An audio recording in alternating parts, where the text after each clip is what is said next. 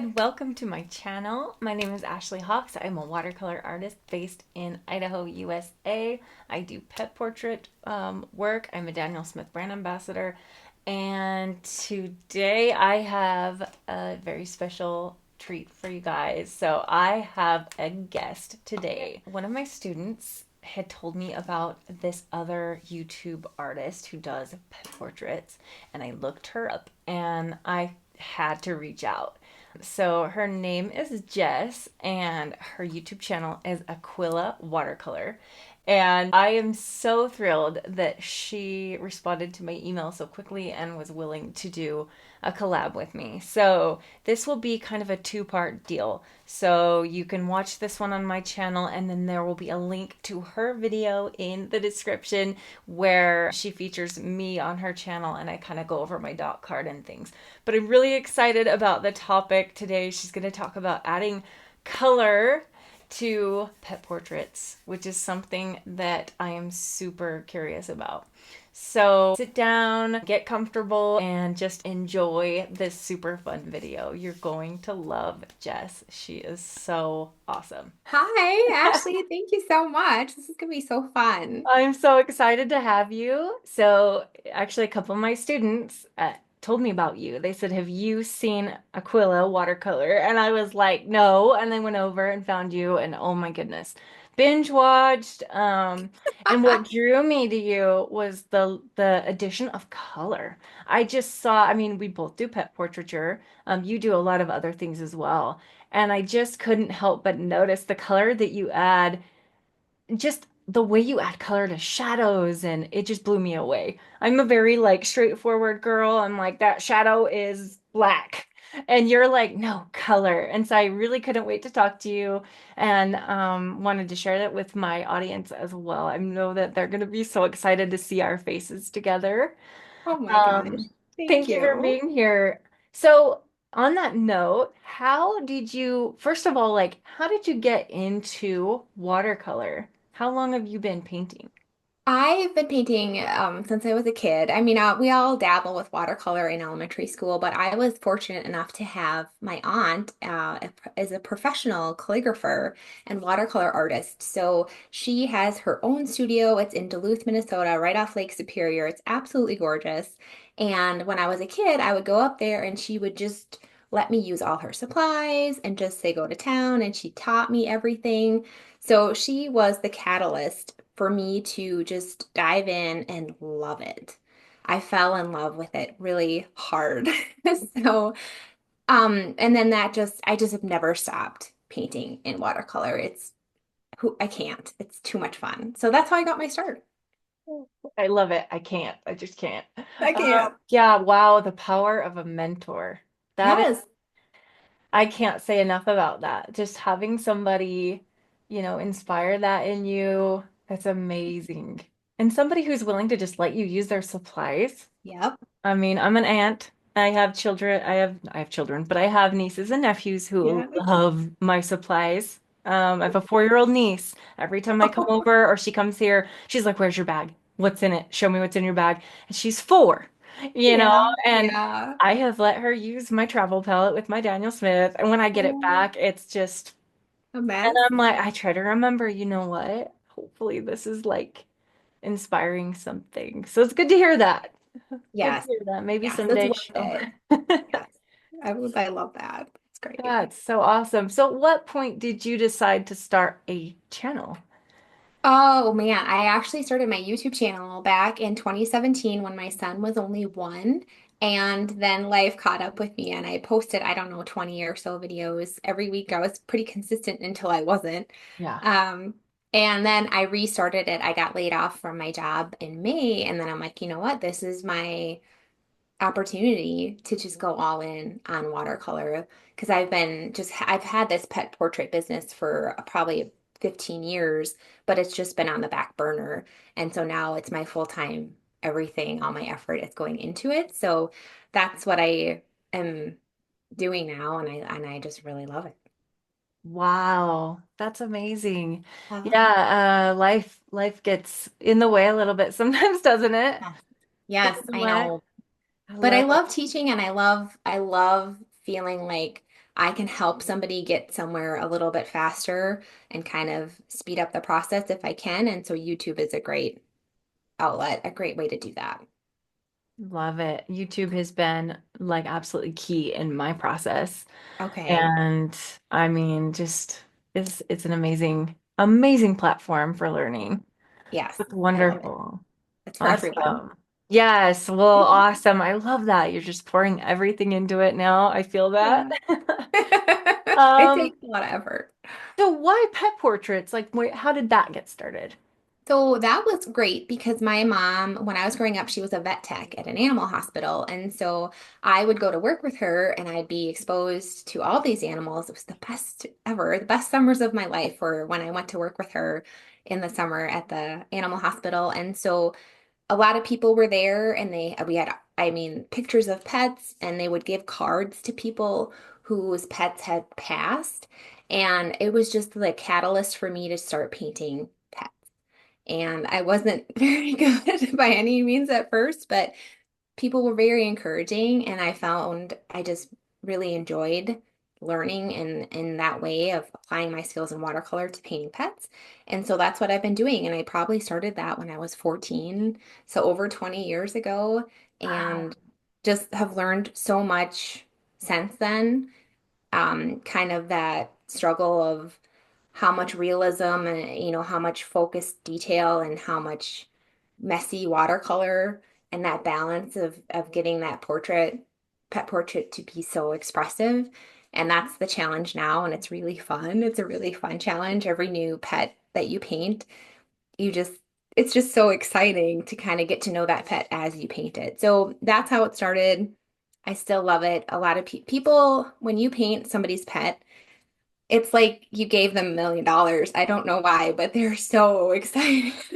They're so happy to have this piece of art of their pet. And I'm sure you've experienced that yourself. Yes, yes. I have had the opportunity to hand deliver paintings Oh, before, wow. and there's Okay. always tears. Yes, Every time tears. And it's an honor, you right. know?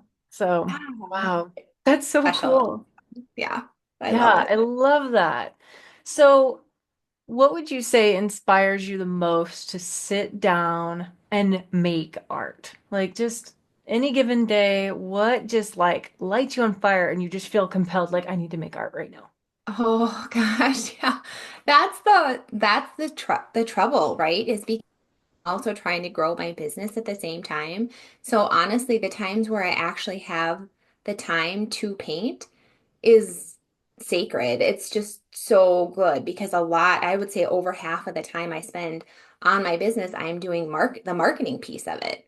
So when you actually get to sit down and paint, it is just such a blessing. And so I try to paint. I think another thing that I've done too is I've tried to streamline my process a little bit so I can paint faster in a good way. So that because you can overwork paintings very easily. And so painting faster is it's like a twofold blessing that the painting actually turns out better and you don't have to paint it. It doesn't take as long, which is nice when you have a lot of commissions on your plate. Sure. So I don't need motivation to paint. I love painting. If I could paint full time and not have to do the marketing piece of my business, I would be in my happy place if I could just paint and teach painting. But yeah, I guess I'm always inspired. I would say it oddly enough, the sky. I every time I look at the sky when it's cloudy or sunset or sunrise, I'm like, oh, I just want to paint because it just looks like watercolor. And I never hardly ever paint skies, but it just makes me want to paint. So that would be like the inspiration piece of it. Oh, I love that. I love Yeah. that. Yeah, yeah. I get that. I actually have had people say, I'm sure you've heard this. You're so lucky you get to paint all day for a living. I'm like, oh yeah. Yeah. It's just the tip of the iceberg. Right. Yes. There's a But lot of pieces to it it. is a blessing. It is. Absolutely. I don't take it for granted. I don't make a, I will. Right. Yeah. Yeah. But you know what? I think I'd rather be not making as much doing something that just lights my soul on fire than be Yeah. out there making a ton of money doing something I hate. or that Oh, I'm like, oh, I don't want to. I mean, I get up at 5 every morning because I have a daughter with a disability who's home. Like she's here. I'm her teacher. I'm her caregiver. I'm everything. So I wake up excited every morning at 5. This is new for me. I am not an early bird, but I'm just so excited to get up, come to the studio, and like get into it and just have my sacred me time. yeah. So I get that special sacredness. Yes. Oh, I'm glad you So, get to do that. who would you say are some of your favorite artists? Oh, this is a fun question because I have some very favorite artists. Sterling Edwards. He does some landscapes. Look him up. There's Hey, nobody that does what Sterling Edwards does, and he offers workshops. I've never been to one, but I've watched his YouTubes. I have his brushes. It's just phenomenal, and he paints fast, and he knows how to balance control and lack of control, I guess you could say, in his art and color and light. It's absolutely gorgeous. And then I also love Morton Soleberg, who unfortunately recently, semi-recently passed away, but he does amazing florals, and he also has these portraits, animal portraits, but that are mostly landscapes with a small animal in it. I've never been able to do that because painting small is really hard for me. yeah. But he does it so well, so well. So I would encourage you to look at both of those artists. Those would be my top two by a mile. Awesome. I'll look those up and I'll put their links in the description because Okay. everybody needs to hear about that. I love discovering new artists. Yes, So right? inspiring. Yes, I And agree. anytime I hit a block or I just don't feel inspired, I go on Instagram and I will search like watercolor art and just discover new people and styles. And I'll see something and I'll be like, oh my goodness, I've got to go paint. Yes, it kind of shows you what's possible too. And it gets you really excited. Like, I Yes. Oh my goodness. Yeah. When I first got into watercolor hardcore, I was dreaming. Like my dreams were in watercolor. It was like an obsession. wow. I Yeah. love that. Yeah. Okay. So it's serious business. So Mhm. like we kind of delved into this a little bit, but how often would you say you paint? Well, now that it's my full-time job, so I have two kids, they're 13 and 8, but so they're in school full-time during the school year, and so that's what I do is I just work on my business during the week. So I paint a lot more than I used to. I probably paint, I don't know, 4 times a week now, but before when I was working, I would paint maybe once a week to even just once a month. Unfortunately, I just didn't have the bandwidth to do it, but so I do it now and I love it. I never get sick of it. No, that's awesome. Yeah. Yeah, my daughter's 13, so we have a child in a similar age bracket. So Yes. fun. Okay, yes. That's awesome. Yeah, being a mom and having like supplies around the house is hard when the kids are really little. You Yeah. know, I mean, my boys, I put my paints away when I have two adult sons. Well, one will be an adult on Thursday. He's turning 18 Thursday. Oh. But the other one is 19 and yeah, when they were little, I became a photographer because they were so naughty. And they would just get into everything and make huge messes. And I could have just seen it as art rather than mess. But yeah, at that time, I was not ready to No, do you're that. in a But different place at that yeah, but time. now that the kids are older, I'm like, okay, time to paint. Well, So, and it helps so much just to have dedicated space. That's where your paints are always out. It just eliminates that hurdle of having to get out your supplies. yes, yes. And I have a studio now, but the day was there where I had all my stuff in a bin Yeah, stashed in the corner behind the kitchen table. And, right. to paint, I had to get out my bin and I had Yeah. to clean it up for dinner and clean it up. We homeschooled that same year that I got back into watercolor, 2015. Was when I started really playing again. Okay. That's when I also started homeschooling. Yep. And Yeah. so it was like, I was like, maybe we could do art time, Hey, and there you have an go. excuse to paint. Uh-huh. So awesome. So, on that note, that's all the questions I have for now, but I Okay. would love you've prepared something to show me and my audience. I I do. do. I'm very excited to show you. So, I have a video that I recorded earlier. I'm going to walk you through basically a start to finish portrait of how I add color to my art. So, right now you can see the tracing paper. I always trace my art because I'm not a fan of drawing, I'm a fan of painting. So, I skip that step and I use a window and I trace it. And then you can see I have it drawn out on my full sheet. It's a 22 by 30 painting. And then I have my little cheat sheet in pink where that's one of my tips. So I encourage people to, if they want to add color to their art, specifically a portrait, and you don't want it to necessarily be like a rainbow, that one of the best ways to incorporate it successfully is to choose your colors in advance. And an easy way to do that is to pick a highlight color and a shadow color and have your portrait have a light side and a dark side. So your light side would incorporate that highlight color and your dark side would incorporate that shadow color. So here you see I have like a technique that I really want to incorporate. I have the colors that picked out. I have like my steps kind of listed at the top. And then I have some tips at the bottom that I'm just going to talk about at the end. Awesome. Yeah, it's pretty fun. So this is the reference photo. This is actually my cat, Saru, and the final finished painting at the My bottom, just goodness, so you those can kind of see, eyes. yeah, what we're getting into here. Cat eyes are so fun, aren't Oh my they? goodness, I love them. Yeah, they're the best. So what right now, I gotta get my mouse out of the way. I don't do this for every portrait. I actually usually only do it for cats because cats have intense whiskers, especially compared to dogs. Yeah. And I didn't want his whiskers to just be all black and take that kind of easy way out. I wanted to give it some color. So I'm laying down a base color. It's a mix of quinacridone gold and azo yellow, a little bit of rich opera, and some buff titanium to get like a peachy color. And I'm putting that actually on the shadow side of the portrait underneath where I'm going to mask out the whiskers. Okay. So it's just sped up and I'm like really laying it down in a messy way. I really like having kind of an out of focus messiness to the body portion of my portraits. So Wow. then I'm going to that I let that layer dry and then I masked out the whiskers. I'm just using Pebeo masking fluid Oh, and applying it with like the backside of my palette knife.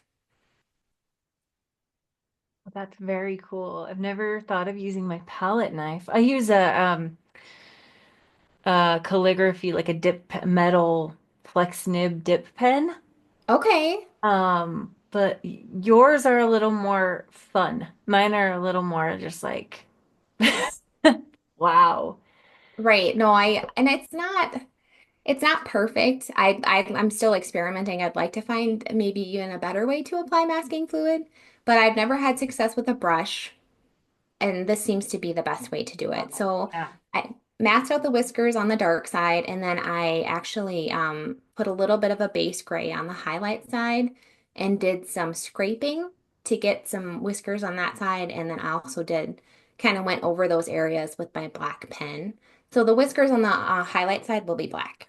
Okay. Yeah, that makes sense. So now I'm just going in and doing the darkest dark areas on the whole portrait. And I'm starting with the dark side. I found that when I start with the highlight side, I overpaint it. And then the whole thing is kind of heavily painted. And I like to have a lot of room for interpretation, especially on the highlight side of the portrait. So I would just recommend you do your darkest darks in the dark color. You save your highlights for the color. Or Okay. no, I'm sorry, I said that wrong. You do your highlights as white, and then your midtones is where you're going to add color. Oh, I love that. Because midtones always get kind of lost. Right. Yeah. No, and I get that too. And so I once I kind of figured that out, I was like, okay, this changes the game a little bit. So I'm What putting color is that for your black color? that's neutral tint. Oh, awesome. Perfect. Yep. But I use in this painting, I'm using American Journey, and I believe it is just a single pigment. It doesn't Uh-huh. have any kind of other color in it, which I prefer for black for Right. me. Yeah. Yeah. So I have the peachy color on the dark side, and then I have azo yellow. It probably has a little bit of quinacridone gold in it too. It looks a little goldy to me. I probably mix that in, so that's going on the highlight side. Oh my goodness. It's so beautiful the way that like it's the colors are replicating light. That's Right. just amazing to me. Yeah, it's just, and it's so fun to do on black animals. I And found that that's really just you a joy. said, oh, that's satisfying. Yes. Oh my gosh. So I just wanted to show like what it looks like to remove the Holy masking. cow. I've never had it that satisfying before. So you're telling me this is a full sheet, 22 by 30, full Yes. imperial sheet? Oh my goodness. Yes, I've that's a never full. painted that big. Oh, see, well, yeah, and that's the thing. It's like I have a hard time now.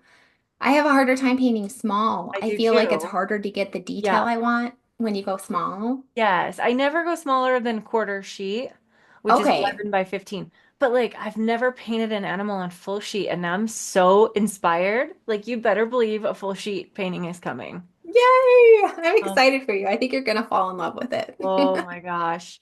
My wallet's gonna hate me. Because No, it is expensive. I get four paintings out of a full sheet. Right. So yeah.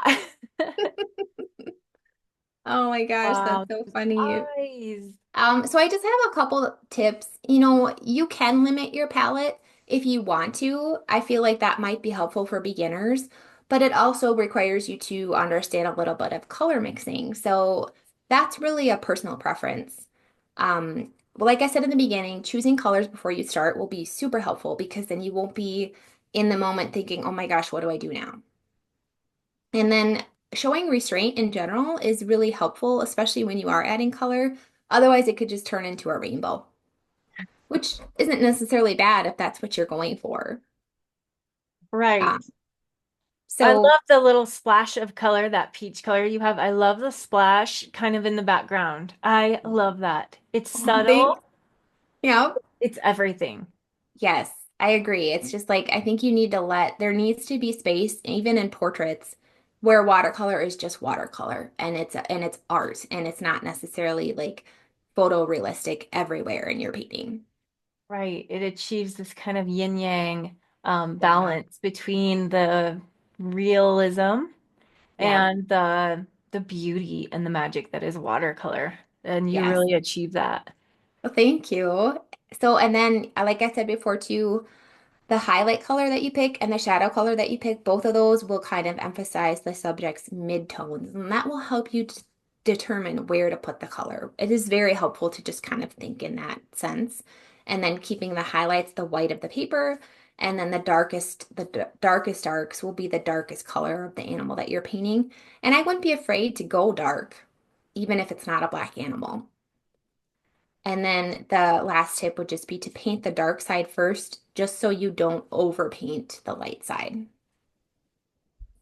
That's Amazing. it. Wow. Thank you. You know what? It's funny. I have to admit, I was teaching a workshop on a black lab recently, probably 2 months ago. And I actually went on your channel and you had a video on painting black. And it was just tips on Right. painting black. And it helped me so much. So I thank you Really? because I Oh, really struggle with painting black. I oh my mean, I gosh. Well, had I to, struggled too. So that's why I was like, I need to make this video because black animals can be really, really hard. yeah. Yeah, Yeah. and you can overdo it too. Really, Yes. you can lose the freshness if you put too much black. Suddenly it's like, wait, that doesn't even look like watercolor anymore. Right. Right. So yeah, I love that. You think a lot like me because you said you had to create kind of a system or you had to create a way um to work faster. Yep. And for me, my reasoning, I have a 5-step process. And the reason I created that was because I kept hitting the ugly phase and it would discourage me. And so, Yes. for no other reason than, yes, it streamlines and it's quicker, but then I'm not hitting the ugly phase as much as I used to. And Right. I don't see it as an ugly phase anymore because I know exactly where I am in the process. And so So, that's kind of that's cool that we've both kind of like come up with a streamlined process. So that's great. oh, I'm happy to Minds hear. think alike. That's so cool. That's so smart. Well, and I think too, once we're on YouTube and we're like, okay, now we're teaching, we can't just be like, you just do it. Right. You have to tell Right. them how to do it. Yeah, exactly. And that is how it starts. You don't know. A lot of times it is hard to put into words because it's a feeling. Yeah, Like you said with the colors, it really becomes kind of an intuitive thing. it does. So over time, like when we become teachers, we have to go, okay, I have to put this into words now. Yep, yep. And you Love have to it. think about that. I really love that iguana behind you. Thank Gorgeous. That just, oh my goodness. I probably would have gotten overwhelmed and wanted to paint every little tiny scale, but you picked like some selective areas and then you Yeah. let the rest just be fun and I love it. Well, Wow. thank you. That's on Yupo paper, which is Is like, it? oh, Yupo Oh, paper. I love it. Have you tried mineral paper? I have. I don't like it as Okay. much, but I have tried Different. it.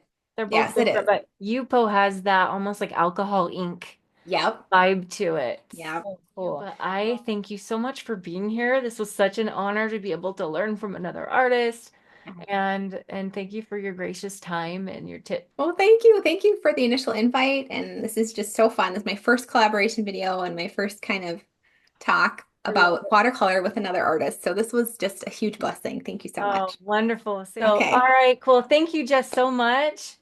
Thank you. This was Okay. so fun. Bye. Bye. Okay, everybody, wasn't that amazing? Isn't she just so adorable? I had so much fun talking with her, and you're going to also love the video that's over on her channel, so be sure to go check that out. Give her some love, subscribe, and yeah, like she said, this is now her full-time gig, so let's give her some support and head on over there and see what she has to offer. She's got some really amazing tips on her channel. And like I said, I've even gone over there and found some value. So, anyway, thank you so much for watching. I love you guys and I appreciate all of your support and your kind comments. You guys are always so amazing. So, anyway, I hope you have an amazing day. We'll see you next week.